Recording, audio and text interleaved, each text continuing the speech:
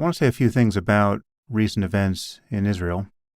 I'm sure I'll do future podcasts about this and speak with a wide range of relevant experts.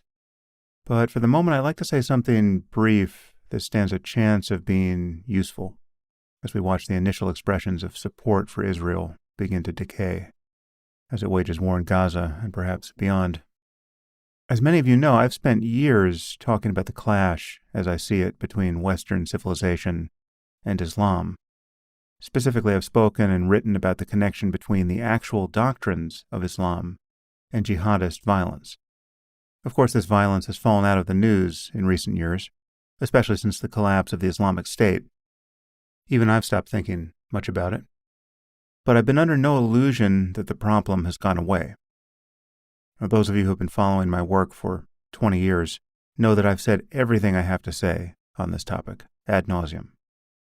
And I'm sure I'll just periodically repeat myself for the rest of my life, because eruptions of jihadist violence and the attendant secular moral confusion about it will be with us for generations.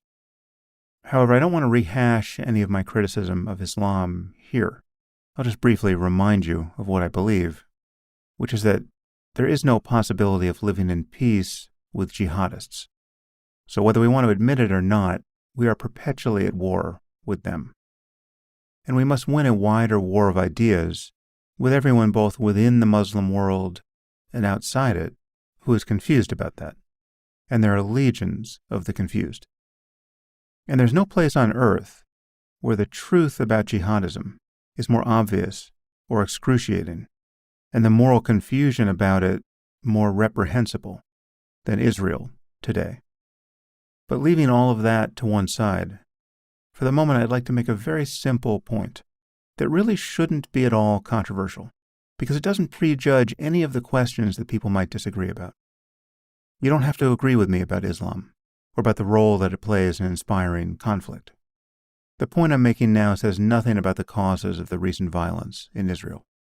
And yet it cuts through all the arguments and pseudo-arguments that attempt to paint some moral equivalence between Israel and its enemies, or to justify the actions of Hamas as though they were a response to Israeli provocations, to the growth of settlements, or the daily humiliation of living under occupation. Incidentally, there was no occupation in Gaza. There hasn't been an occupation there since 2005, when Israel withdrew from the territory unilaterally, forcibly removing 9,000 of its own citizens, and literally digging up Jewish graves. The Israelis have been out of Gaza for nearly 20 years, and yet they have been attacked from Gaza ever since. But even a statement like that wades too far into controversy. I want us to step back. Whatever you think about the origins of this conflict, whatever you believe about the role that religion plays here, or doesn't play, whatever you think about colonialism, or globalism, or any other ism, whether you're a fan of Noam Chomsky or Samuel Huntington, you should be able to acknowledge the following claims to be both descriptively true and ethically important. At this moment in history, there are people and cultures that harbor very different attitudes about violence and the value of human life. There are people and cultures that rejoice, positively rejoice, dancing in the streets rejoicing over the massacre of innocent civilians.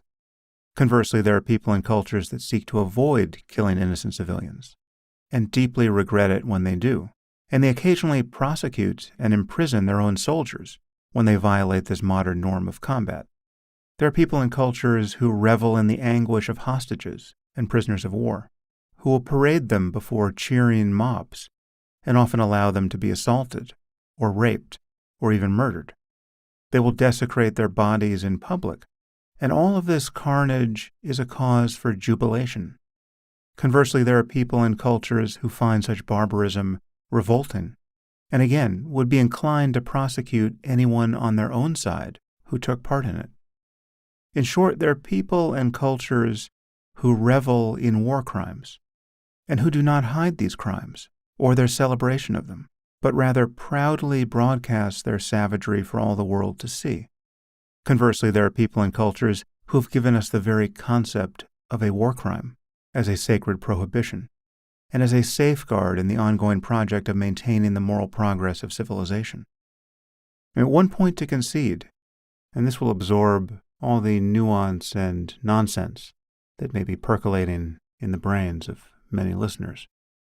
It is, of course, true that we in the West have been on the wrong side of these dichotomies in the past. Most Western armies, including Israel's, have at one time or another been guilty of war crimes. And if you go back far enough, all of human conflict was just a litany of war crimes. And you don't have to go back all that far, in fact, to find large pockets of Western culture that were morally indistinguishable from what we now see in much of the Muslim world. If you have any doubt about this, study the photos of white mobs celebrating the lynchings that occurred in the American South in the first half of the 20th century, where seemingly whole towns, thousands of men, women, and children, turned out as though for a carnival to watch some young man or woman be tortured to death and then strung up on a tree or lamppost for all to see. Seeing the pictures of these people in their Sunday best, having arranged themselves for a postcard photo under a dangling and lacerated and often partially cremated person, that's one thing. But realize that these genteel barbarians, who consider themselves good Christians, often took souvenirs of the body home to show their friends. Teeth, ears, fingers, kneecaps, internal organs, and sometimes displayed them in their places of business. So I'm not claiming that there are permanent differences between groups of people. I'm talking about the power of ideas that happen to be ascendant at any given time and place. I'm talking about beliefs and whole worldviews that come into being in one culture and have yet to come into being in others. The point, of course, is that if we recognize the monstrosities of the past, we should recognize the monstrosities of the present, and acknowledge that at this moment in human history, not every group has the same ethical norms governing its use of violence. For whatever reason, perhaps religion has nothing to do with it. Consider just one of these norms. Whenever an armed conflict breaks out, some groups will use human shields, and others will be deterred to one degree or another by their use. To be clear, I'm not talking about the taking of hostages from the opposing side for the purpose of using them as human shields. This is appalling, and it is now happening in Gaza. But it's a separate crime. I'm talking about something far more inscrutable. It's astounding, really, that it happens at all.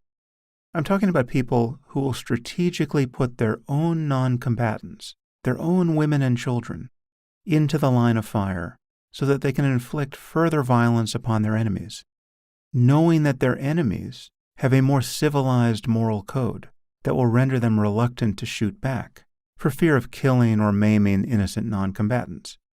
If anywhere in this universe cynicism and nihilism can be found together in their most perfect forms, it is here. Jihadists use their own people as human shields routinely.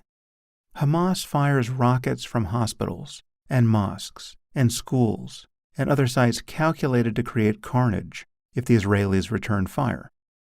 There were cases in the war in Iraq where jihadists literally rested the barrels of their guns on the shoulders of children. They blew up crowds of their own children in order to kill U.S. soldiers who were passing out candy to them. And conversely, the Israeli army routinely warns people to evacuate buildings before it bombs them. Of course, during times of war, it is common to dehumanize one's enemy, to describe them as barbarous and evil, and it's natural for ethical and educated people to distrust such politically charged language. But pay attention. I'm describing concrete behaviors that occur on only one side of this conflict. We just consider how absurd it would be to reverse the logic of human shields in this case. Imagine the Israelis using their own women and children as human shields against Hamas.